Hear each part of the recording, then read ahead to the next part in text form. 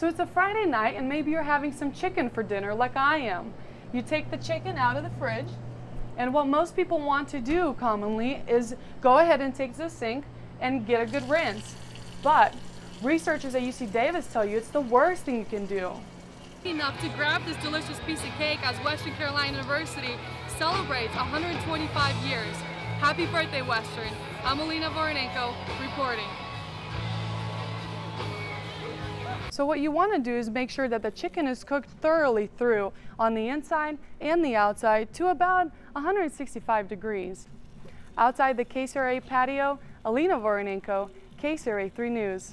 Even with these procedures in place, something as simple as this card can get you into these dorms.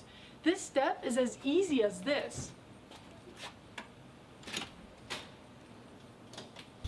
The public can submit their comments to the proposed rules until the end of this month. Then, the Mining and Energy Commission will finalize the rules and submit it to the General Assembly. We can expect drilling permits to be issued by the next summer. At the Catamount Overlook, I'm Alina Voronenko reporting. A second bill that was just passed will require drivers from Uber and Lyft to be fingerprinted, just like these taxi drivers behind me. At the state capitol, Alina Voronenko, KCRA 3 News. Western Carolina University student David Stiles is a newlywed. He and his wife got married in a small ceremony in August after being together for a year and a half. I was like, well, I'm really serious about this, you're really serious about this, I think we should get married. And she was like, okay. Since the 1960s, 91% of the American population chose to tie the knot. Today, that number has decreased to 80%. So the question is, why are fewer and fewer people choosing to walk down this aisle to say I do? According to North Carolina State Center for Health Statistics, more and more people in North Carolina are deciding to stay single. Since the year 1999, the marriage rate in North Carolina has been on a constant decline.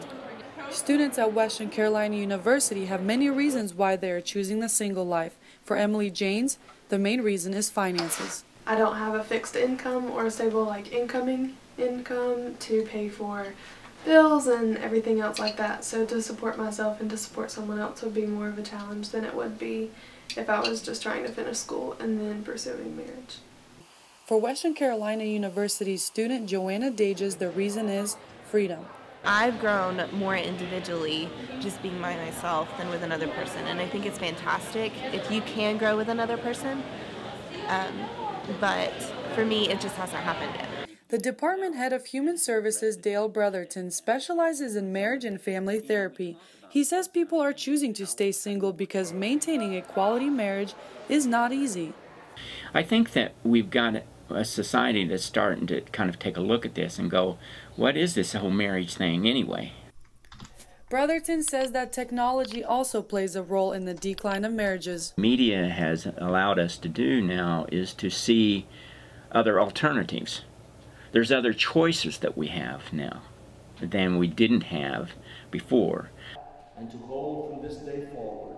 All of a sudden there's more, well, why do I need to do that? I can go on with my life and so on and so forth. If the trend continues, marriages will decrease even more in the next generation. I'm Alina Voronenko reporting. Fracking stirred some strong emotions among Western Carolina residents who came in big numbers on the last public hearing about fracking bill SB 786, discussing the rules with which the suspension of onshore drilling will be lifted. So I think that this whole process called hydraulic fracturing can cause me to lose my clean air and my clean water. Fracking is when open cracks in deep rock layers are propped open so that trapped oil and gas can flow out and up the well. Some concerns with fracking include water pollution, earthquakes, and sinkholes. But once the production period starts, the 20-year production period, you can see $200 million in additional state and local public revenue, and that's critical money that's needed to fund our roads, fund our schools, and fund our healthcare system. Financial benefits drive hydraulic fracturing. Meanwhile, environmental damage is a potential concern.